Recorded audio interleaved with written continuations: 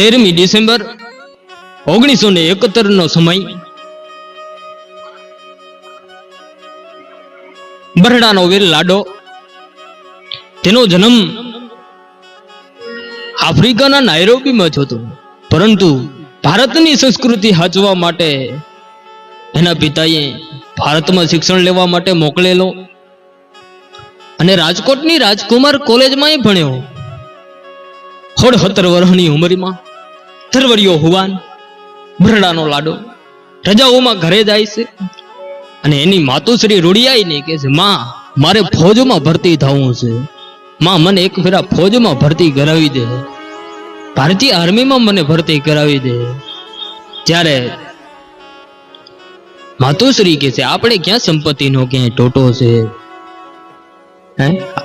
ત્યારે નાગાજણ જવાબ આપે છે કે પહેલેના જમાનામાં આપણા બાપ દાદાઓ યુદ્ધો કરતા, હવે એ સમય નથી રહ્યો, બારવટા કરતા એ સમય નથી રહ્યો.